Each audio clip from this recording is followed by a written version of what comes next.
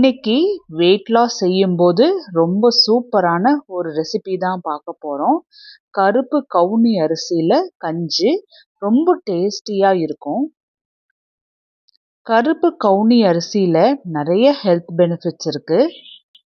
Vitamins, nutrients நிறைஞ்சு இருக்குது. காலையில் கருப்பு கவுனி அரிசியில் கஞ்சி செய்கிறோம் அப்படின்னா நைட்டே ஊற வச்சிடணும். நான் இன்னைக்கு 1 டம்ளர் கருப்பு கவுனி அரிசி தான் எடுத்திருக்கேன். இதை 2லேருந்து 3 முறை நல்லா கசக்கி க்ளீன் பண்ணிவிட்டு அதுக்கப்புறமா அரிசி நல்லா மூங்குற அளவுக்கு நிறைய தண்ணி ஊற்றி 8 மணி நேரம் ஊற வைக்கணும். நீங்கள் நைட்டு கஞ்சி செய்கிறீங்க அப்படின்னா காலையில் ஊற வச்சிடணும். அடுத்த நாள் காலையில் அரிசி நல்லா ஊறி வந்திருக்கு. உங்களுக்கு கலர் மட்டும்தான் வித்தியாசமாக இருக்கும், ஆனால் டேஸ்ட்லாம் ரொம்ப நல்லாயிருக்கும். அரிசி வேகிறதுக்கு ரொம்ப நேரமாகும். அதனால் மிக்ஸி ஜாரில் 2லேருந்து 3 முறை நல்லா பல்ஸ் மோடில் அரைச்சி எடுத்துக்கலாம். நல்ல பெரிய சைஸ் ரவா போல் அரைச்சி எடுத்துக்கணும். அரைச்ச இந்த அரிசியை குக்கருக்கு மாற்றிடலாம். 1 டம்ளர் அரிசிக்கு 5 டம்ளர் தண்ணி சேர்த்துறோம்.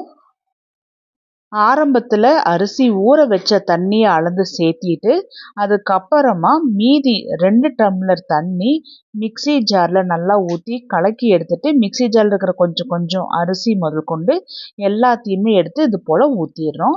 இந்த தண்ணியை வேஸ்ட் பண்ணாதீங்க. இதே தண்ணியிலேயே அரிசியை நல்லா வேக வச்சு எடுத்துடலாம்.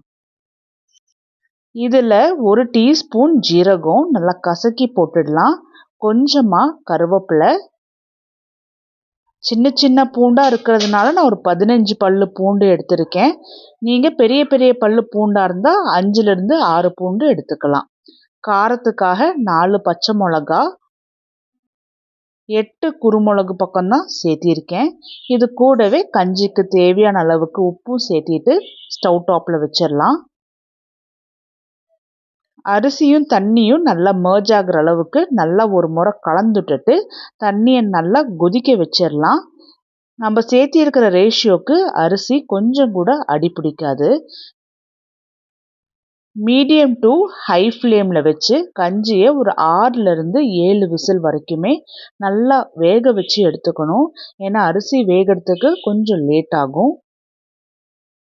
நான் ஒரு 7 விசில் விட்டு எடுத்திருக்கேன். மேலேயும் பார்த்தீங்கன்னா தண்ணி எக்ஸ்ட்ரா எதுவும் வரல, ஏன்னா நம்ம 5 டம்ளர் தான் சேர்த்திருக்கிறோம். கரண்டி வச்சு இப்போ அரிசியை நல்லா இது போல் கலந்துட்டுட்டு முழுசாக தான் பூண்டு பச்சை மிளகாலாம் சேர்த்திருக்கோம். அதை கரண்டி வச்சு நல்லா மசிச்சது போல் நல்லா தேய்ச்சி விடுங்க. அரிசியும் பார்த்தோம்னா இது போல் கலக்கி விடும்போது அதுவுமே நல்லா மசிஞ்சு வரும். கருப்பு கவுனி அரிசியில் ப்ரோட்டீன்ஸ், ஃபைபர்ஸ்லாம் அதிகமாக இருக்கிறதுனால வெயிட் லாஸ் பண்ணும்போது இது போல் கஞ்சி காலையில் எடுத்துக்கிட்டோம் அப்படின்னா ரொம்ப நேரம் பசிக்காமல் இருக்கும். கஞ்சி கெட்டியாக இருக்குது, அதனால இதை கலக்கிறதுக்கு சுடு தண்ணி ஊற்றி தான் கலக்கணும். 5 டம்ளர் தண்ணி தான் ஊற்றியிருக்கோம். இன்னும் ஒரு 3லேருந்து 4 டம்ளர் அளவுக்கு தண்ணி தேவைப்படும். ஆரம்பத்தில் ஒரு 2 டம்ளர் தண்ணி மட்டும் ஊற்றி நல்லா கலந்துட்டுட்டு 1/2 கப் தயிரை நல்லா மோர் போல் அடித்து எடுத்து ஊற்றியிருக்கேன்.